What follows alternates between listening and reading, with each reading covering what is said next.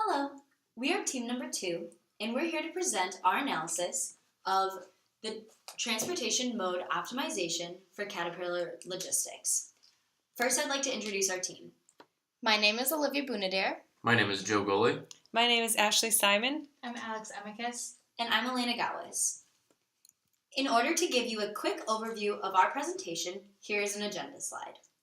Next, I'll pass it on to Olivia. To begin, we will go over a brief case overview.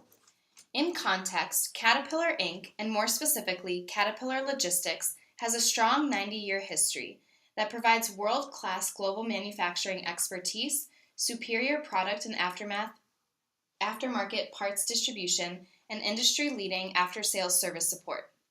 Caterpillar serves nearly 300 operations in over 40 countries. Currently, dealers are making transportation decisions of their products using rules of thumb, but this method is not the most improved. As a result, we have been tasked to standardize this process to make a more sound analysis for transportation that is consistent across dealers. Our objective is to create a decision tool that will effectively perform this analysis. Moving on to case methodology, we know that the associated case deals with how CAT dealers can select a transportation mode while optimizing inventory performance. To understand the background, our strategy involved researching the key components that go into developing a transportation model. The purpose of this analysis is to understand the variables that are necessary in selecting key inputs. Afterwards, the model formulation works towards pulling these inputs together to decide on one optimal mode. The relationships between these inputs give us insight into the measurements of the model.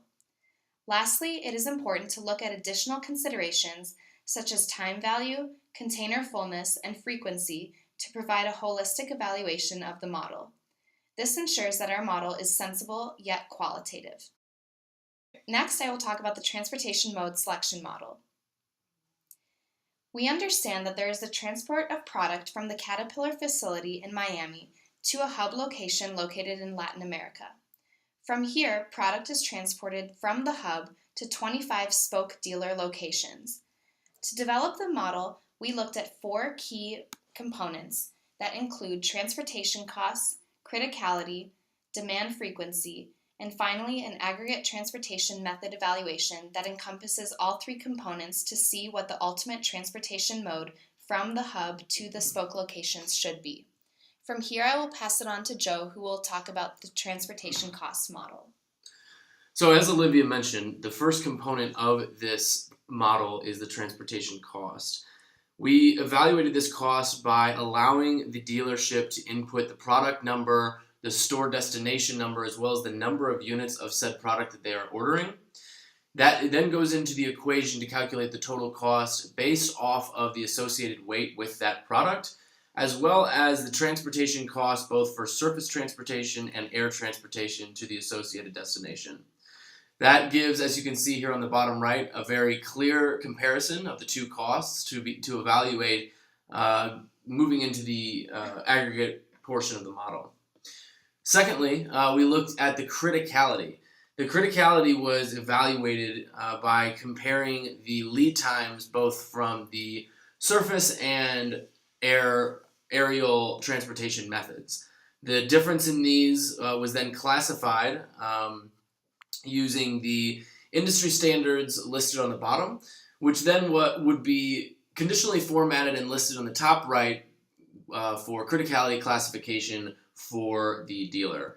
This would allow them to easily understand what that criticality is and again play into the aggregate evaluation. I'm now going to pass it off to Ashley, and she's going to talk a little bit about the demand frequency input. Thanks, Joe. So the final evaluation criteria that we used to evaluate these 2 modes of transportation is demand frequency. Similar to the criticality classification that Joe discussed, we also developed 3 ranges to classify the demand frequency as high, medium, or low, and this was for each product at a given store. Our rationale for developing this demand frequency was based primarily on the monthly forecast for each product. We then took the demand for a given product and classified it as high, medium, or low based on that series of ranges that we developed. Once we had developed these 3 evaluation criteria for cost, transportation, and criticality, we then developed what is essentially a transportation method scorecard.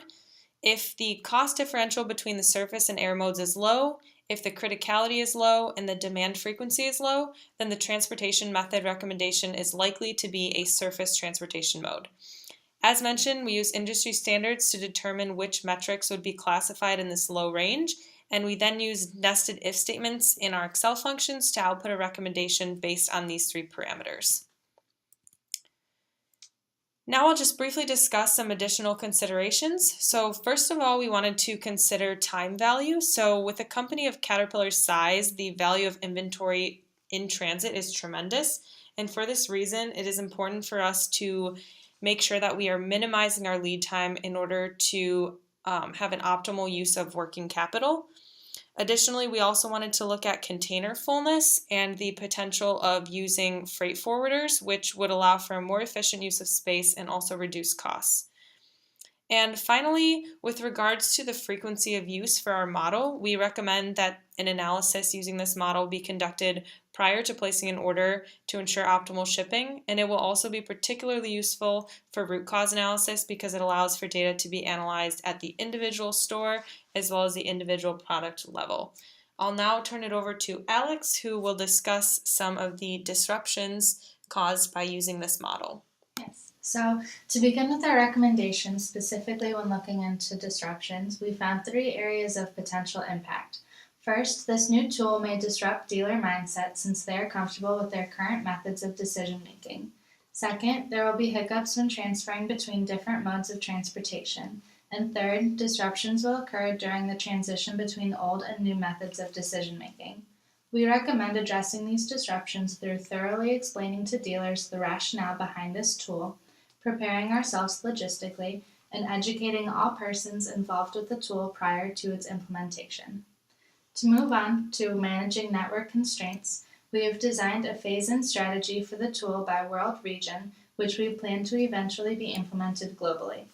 To manage the constraints of the network, the phase-in strategy starts small with Latin America and gradually adds more regions until the tool is spread throughout all of CAT Logistics.